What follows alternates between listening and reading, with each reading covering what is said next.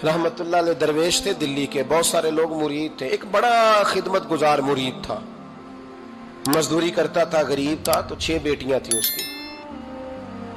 हजरत साहब के पास रोज आके कहता, हुजूर बच्चियों के लिए दुआ करें, अल्लाह कोई असबाब पैदा कर दे। एक बच्ची की शादी का खर्चा 1000 दिनार है और मैं गरीब हूं। हजरत साहब दुआ कर देते। खानका शरीफ के थोड़े ही फासले पर, हजरत जहां बैठ के मुरीदों की तरबियत करते थे, उससे थोड़ा ही फासले पर ना एक ईसाई रहता था, बड़ा मालदार था, बड़ी सारे ऊंट, गायें, भेड़, बकरियां रखी हुई थी और हजरत शरफुद्दीन रहमतुल्लाह अलैह की बड़ी मुखालफत करता था। और ये जो आपका गरीब मुरीद था, ये उसका पड़ोसी था। एक दिन बुला के ना उनको कहने लगा कि तू किधर जाके जो है वो टकरे मार रहा है, वहां से कुछ नहीं मिलने वाला। वो तुझे क्या देंगे जिनकी खानका खुद चंदे पे चलती है, मदरसा चंदे पे चलता है, मस्जिद चंदे पे चलती है, तेरी बेटी का मामला कहां हल होगा? तो उस दरवेश ने कहा कि तू मेरे पीर को नहीं जानता, तू अजय मेरा महबूब नहीं डिठा, तो पता नहीं ना, तू इस रास्ते का मुसाफिर नहीं, तू नहीं जानता। उनका बस चले ना तो वो हर कीमत में मेरी बेटियों की शादी करा दे। अब वो ईसाई था, कहने लगा अच्छा चलो ठीक है, अगर इतनी बात है ना तो जाओ उनसे जाके कह दो कि 6 साल के लिए मेरे साथ मुआहदा कर लें, वो मेरे जानवरों को चारा डाल दिया करे, 6 साल ड्यूटी करे, मैं 6000 दिनार दे देता हूं। वो मेरे साथ 6 साल मेरे जानवरों को चारा डाले रखते हैं ना, अब चारा डालने के लिए एडवांस पैसे दे के।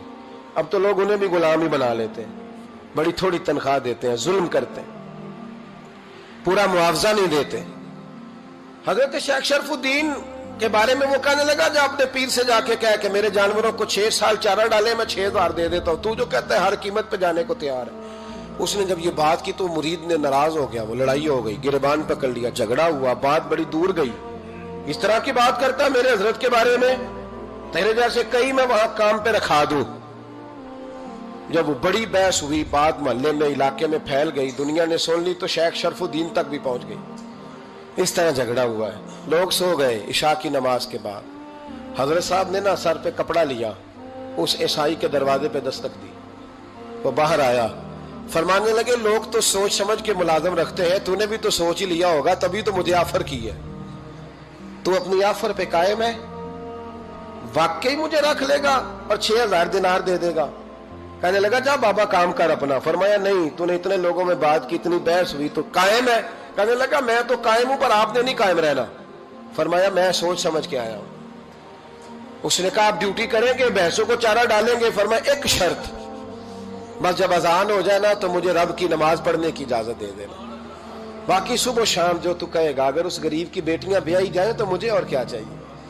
उसकी 6 बेटियों का बोझ है उसके सर पे, तू मुझे रख ले। अल्लाह अकबर। वो कहने लगा चले पे मेरे साथ खते बंदगी कर ले। आजकल हम स्टाम करते हैं, उस जमाने में खते बंदगी होता था, गुलामी का खत काजी शहर के पास, यानी उसका ख्याल था कि चलो स्टाम की बात करूंगा तो भाग जाएंगे। फरमाया चल मैं तैयार हूं। काजी तक गए, तय हो गया, 6000 दिनार दे दिए। हजरत ने मुरीद को बुलाया, फरमाया पुत्र ये ले जा, जा मेरी बेटियों को रवाना कर दे। कहने लगा हुजूर ये क्या कर रहे हो आप, कुछ सोचे? फरमाया यार जब तुझे बेटा बना लिया तो फिर मेरी पोतियां तो लगती हैं ना, मेरा हक तो बनता है ना, जा जाके ड्यूटी कर, उनको ब्याह दे। बात फैल गई। बादशाह भी अकीदतमंद था, वो 12000 दिनार लेके पहुंचा। क्या बताऊं इन रब के बंदों का दिल कैसा होता है, क्या दर्द होता है, क्या रंग। 12000 दिनार लेके बादशाह आया और आके हजरत को पेश किए का हुजूर आप दें इस ईसाई को डबल दें और जाए काम करें। आप फरमाने लगे तू पैसे दे, शर्तें ना लगा, मेरा जहां दिल करेगा मैं खर्च करूंगा, मुझे तो मजा ही अब आने लगा है, अभी तो लुत्फ आ रहा है, अभी तो जायका आया है कुछ करने का, पैसे देने हैं तो दे, पाबंदी ना लगा, जहां मेरा दिल करेगा मैं। उसने कहा हुजूर ठीक है रख ले। हजरत ने फजर मस्जिद में पढ़ी, जेब में 12000 दिनार थे, ऐलान फरमाया भी किसी और की बेटी भी बैठी है तो पैसे मेरे पास है। वो 12000 दिनार भी बांट दिया और 12000 दिनार बांट के ना तो फिर चले गए खेत में चारा काटने। उस ईसाई को किसी ने बतलाया कि उनके पास तो 12000 आया है, पर तुझसे जान नहीं छुड़ाई उन्होंने, कि वादा ये हुआ था कि 6 देंगे तो जाएंगे, जब तक देंगे नहीं तेरे घर में काम करेंगे। वो ना चारा काट रहे थे, हजरत साहब तो वहां पहुंच गया, दूर जाके खड़ा हो गया, कहने लगा बाबा پہلے تو میں نے مسلمانوں کے اخلاق سنے تھے، اب تو میں نے دیکھ بھی لیے، پر یہ بتا جب 12,000 آیا تھا جان کیوں نہیں چھڑائی؟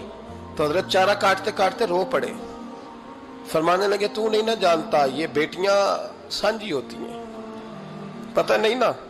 میرے رسول پاک نے تو حاتم تائی کی بیٹی کے سر پہ کپڑا رکھ کے کہا تھا بیٹیاں برابر ہوتی ہیں، تو یہ نہیں پتا جب اس کی 6 بیٹیوں کی شادی ہوئی ہے میرے اندر روحانیت کتنی بڑی ہے۔ فرمایا پھر 12,000 آیا ہے تو 2-4 بچیاں پھر گئی ہیں، تو یہ نہیں پتا میں اندر سے راضی کتنا ہوں، میں تیری نوکری کرتا رہوں گا، پتہ نہیں اللہ کتنی بیٹیوں کو بیاہ دے گا۔ اتنا رویا وہ عیسائی کے پیروں میں بیٹھ گیا، کہنے لگا بابا میں نے تیری مخالفت کی ہے پر تیرے قریب آ کے پتہ چلا ہے کہ تو بہت اونچے اخلاق کا مالک ہے، اور اگر تیرا یہ مقام ہے تو تجھے اخلاق سکھانے والے محمد عربی کی شان کتنی ہوگی۔ ظالم کی بولیے جاتے نہیں لوگ جھوٹے گواہ بن کے، وکیل صاحب کو نہیں پتا ہوتا کہ یہ بندہ مجرم ہے جو میرے پاس آیا، کیا مجرموں کے وکیل نہیں ہوتے؟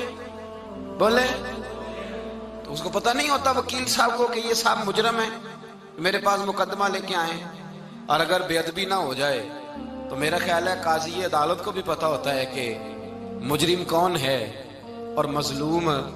میرے نبی پاک صلی اللہ علیہ وسلم نے اس قدر زیادہ سختی فرمائی اس مسئلے میں، فرمایا جس کو پتا تھا کہ فلاں آدمی ظالم ہے، ظلم کر رہا، پھر وہ ظالم کا گواہ بنا یا اس نے ظالم کی مدد کی، کتنی کی؟ شارحین لکھتے ہیں چاہے اس نے ایک جملہ بول کے کی، چاہے ایک، سارے بولیے، چاہے ایک غریب کو اس نے ظلم کیا تو کہتے ہیں علاج یہ سی، چاہے ایک جملہ بول کے کی، شارحین اس حدیث کی شرح میں لکھتے ہیں ایک جملہ بول کے چاہے مدد کی، جس بندے نے کسی ظالم کی مدد کی کسی مقدمے میں یا کسی صورت میں اور اسے پتا تھا یہ ظالم ہے، میرے نبی پاک صلی اللہ تعالیٰ علیہ وسلم فرماتے ہیں اگر اس نے مدد کی، ابھی ظالم کی بات نہیں ہو رہی، ظالم کے مددگار کی بات ہو رہی، اگر کسی نے ظالم کی مدد کی تو حضور فرماتے ہیں خدا بھی اس سے بری و ذمہ ہے، رسول بھی اس سے بری و ذمہ ہے۔ سنبھال کے رکھے اپنی نمازیں، قربانیاں، حج، زکوٰۃ سنبھال کے رکھے۔ اگر ظالموں کا مددگار ہے، الیکشن آ لینے دے، آپ کو نظر آ جائے گا کون کون ظالموں کا مددگار ہے، نظر آ جائے گا۔ اپنی جیب سے لوگ پیسے دے کے ظالموں کی مدد کریں گے، ان کے فلیکس چھپوائیں گے، بورڈ لگوائیں گے، جیبوں سے پیسے دے کے۔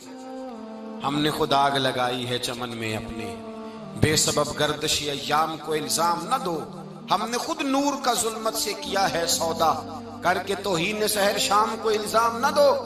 ظالموں کے مددگار میدان میں آ گئے، یہ چھوٹا لفظ نہیں، میرے حبیب پاک صلی اللہ علیہ وسلم نے فرمایا جو ظالم کا مددگار ہے سن لے جو سجن کے ساتھ کچہری جاتا ہے، وہ یاد رکھے جو دوست کا گواہ بنتا ہے، وہ یاد رکھے جو کہتا ہے میں مانگی گیا تھا، مجھے بلایا گیا تھا قبضہ چھڑانے کے لیے کسی غریب بیوہ کی جائیداد پہ، وہ سن لے تو مدد کر کے نہیں آیا، تو خدا کے ذمے سے نکل گیا ہے۔ رسول پاک نے فرمایا تیرا میرا تعلق ختم ہو گیا، تو ظالم کا مددگار ہو گیا، پھر تو کہتا میں بے چین ہوں، میں بے قرار ہوں، میں آزمائش کا شکار ہوں، پلٹ کے دیکھ تو صحیح تیرا گناہ کتنا بڑا ہے۔ میرے نبی پاک صلی اللہ علیہ وسلم کا ایک اور فرمان سن لیں، ابن ماجہ ابو داؤد میں موجود ہے، اس حدیث کو آپ نے یاد کر لینا ہے، کر لیں گے انشاءاللہ، سارے کہیے انشاءاللہ، کر لیں گے یاد۔ حضور صلی اللہ علیہ وسلم نے فرمایا اگر تو ظالم کی مدد کرے گا نا، یہ لفظ دل کی تختی پہ لکھ لینا، یہ مکافات عمل ہے، مکافات عمل دنیا، ادھر کرو گے تو ادھر بھرو گے۔ فرمایا اگر تو کسی ظالم کی مدد کرے گا، سن لے حضور کا فرمان ہے، اگر تو ابن ماجہ ابو داؤد سیاہ میں موجود ہے، فرمایا اگر تو کسی ظالم کی مدد کرے گا تو رب تعالیٰ مرنے سے پہلے تیرے اوپر بھی ظالم کو مسلط کر دے گا، تیرے اوپر بھی ایک دفعہ ظلم ضرور ہوگا اگر تو ظالم کی، وہ کسی صورت میں بھی ہو سکتا ہے، کسی صورت میں بھی تیرا بیٹا ہی اٹھ کے ظلم کر دے گا، تو الجھ جائے گا، کسی نہ کسی جگہ تیرے لیے تباہی کا سامان ہوگا، تیرے اوپر ظلم ہوگا، اس لیے کہ تو ظالموں کا مددگار ہے۔ چاہیے یہ تھا کہ تو مظلوم کی مدد کرتا، انسانی ایمانی یقین کا فریضہ سر انجام دیتا، تو ظالموں کا مددگار ہو گیا۔ ٹٹول کے دیکھ لیں، رزلٹ نکال کے دیکھ لیں، ہمارے زمانے میں ظالموں کے مددگار زیادہ ہیں، اتنی لمبی زبانیں نکال کے ظالموں کی مدد کرتے ہیں، بڑے بڑے کالم نویس اللہ نے انہیں قدرت دی لکھنے کی، تو اپنا قلم ظالموں کی مدد میں خرچ کرتے ہیں۔ وہ لوگ جن کو اللہ تبارک و تعالیٰ نے قدرت دی، ہمت دی، طاقت دی، کچھ لوگ ان کے حلقہ احباب میں، وہ اپنے لوگوں کو استعمال کر کے ظالموں کی مدد کرتے ہیں، ظالموں کی مدد کرتے ہیں۔ میرے نبی کریم سید عالم نور مجسم صلی اللہ علیہ وسلم نے فرمایا، اگر تو نے ظالم کی مدد کی تو جب تک تو توبہ نہیں کرے گا رب تجھ سے ناراض ہی رہے گا۔ اللہ تجھ سے، او بھائی جس سے رب بھی ناراض ہو گیا، نہ کھانا نہ پینا نہ سونا نہ جاگنا نہ نیند، پھر تیری ہر چیز تیرے لیے آزمائش ہو جائے گی، پھر تیرا سایہ بھی تیرے لیے خوف کا سامان بنے گا، پھر زندگی جیتی جاگتی لاش بن جائے گی، تو اپنے کندھوں پر اپنی میت اٹھائے پھرے گا جب تو ظالم کا مددگار ہوگا۔ اور نبی پاک صلی اللہ علیہ وسلم نے فرمایا ظالموں کا مددگار بھی ظالم ہوتا ہے، ظالموں کا مددگار بھی، سارے بولے ظالموں کا مددگار بھی، نہیں کو نہیں، آپ سارے نہیں بولے، ایک دفعہ بولے ظالموں کا مددگار بھی، پکی بات ہے، ظالموں کا مددگار بھی۔ اللہ اکبر، جس کا یارانہ ہو، جس کا دوستانہ ہو، جو کہے میں نے نا اس کو اوکھے ویلے کے لیے ظالم کو یاد رکھا ہوا ہے۔ کبھی مشکل میں رکھے نہیں ہوئے لوگوں نے ظالم دوست، کہتے ہیں میں نے رکھے ہوئے ہیں، بلکہ ہمارے دیہات میں تو کہتے ہیں میں نے بازو بنائے ہوئے ہیں۔ کس کو بازو بنا لیا؟ ظالم بھی کبھی بازو ہوتا ہے، جو ظلم کی تلوار لیے میدان میں کھڑا ہے۔ قارون، حامان، فرعون، نمرود کا حال نہیں لوگوں نے دیکھا؟ اپنے زمانے میں آپ نے کتنے لوگ نہیں دیکھے جن کے سائے سے، آواز سے لوگ کانپتے تھے؟ پھر پولیس کی گاڑیوں میں وہ اس طرح مردہ پڑے کہ دنیا نے تماشا دیکھا ان کا۔ یہ رنگ ہم نے دیکھے نہیں اپنے آنکھوں سے۔ فرمایا ظالم کا مددگار بھی، جو کار میں بٹھا کے لے کے گیا وہ بھی ظالم، جس نے چائے پلائی وہ بھی، جس شخص نے کھانا کھلایا وہ بھی، جو کچہری تک ساتھ گیا وہ بھی، جس نے فلیکس کے نیچے، بڑے شرابی کے نیچے چھوٹی اپنی فوٹو لگائی وہ بھی، جو ووٹ کی پرچی ڈالنے گیا وہ بھی۔ کہہ دینا باہر نکل کے کہ حضرت صاحب نے سیاسی تقریر کی ہے، کہہ دینا، پر بات تو سچی ہے نا۔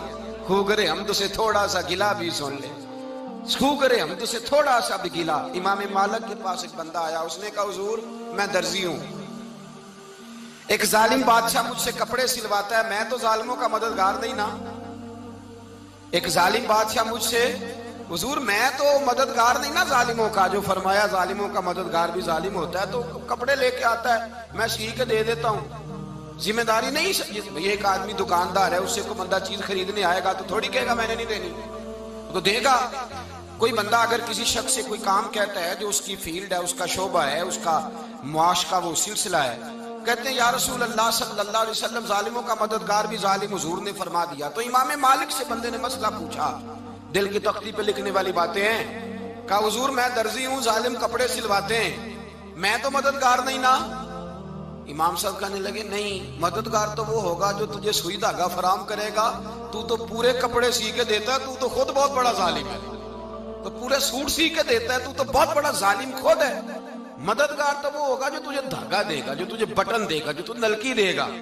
جو ظالم سے اتنی نفرت، ظلم کر کے بندہ ہے، یہاں تو ہمارے زمانے میں ہیرو بن جاتے ہیں لوگ، ظالم ہیرو ہے، لوگ اس سے ڈرتے پھرتے ہیں، گھومتے پھرتے ہیں، اور بہت سارے کم مزاج لوگ اس کے پیچھے ہاتھ باندھ کے پھرتے ہیں۔ ظالموں کی مدد کرنا، ظالموں کے ساتھ رہنا، یہ ظلم ہے، ظلم، یہ زیادتی ہے۔ میرے نبی پاک صلی اللہ تعالی علیہ وآلہ وسلم نے ارشاد فرمایا، یاد رکھو رب فرماتا ہے میں مظلوم کی مدد ضرور کروں گا، چاہے جلدی کروں چاہے دیر سے کروں، میں مظلوم کی مدد۔ اور حضور صلی اللہ علیہ وسلم نے فرمایا ہے، حضرت معاذ بن جبل کہتے ہیں حضور نے مجھے یمن کا گورنر بنایا، جب میں جانے لگا نا تو حضور نے بڑی نصیحتیں کی، بخاری میں موجود ہے، فرماتے ہیں جب میں پلٹنے لگا تو میرے رسول نے فرمایا معاذ ایک منٹ ٹھہر جا، ایک بات میری یاد رکھنا، اس کو نہ بھولنا۔ کہا حضور کیا؟ فرمایا دیکھنا کسی پہ ظلم نہ کر بیٹھنا، کہیں تجھ سے زیادتی نہ ہو جائے۔ محبوبہ پھر حضور نے فرمایا سن میرے معاذ، میں تجھے گورنر بنا رہا ہوں، زیادتی نہ کر بیٹھنا۔ یا رسول اللہ صلی اللہ علیہ وسلم کیا ہوتا ہے؟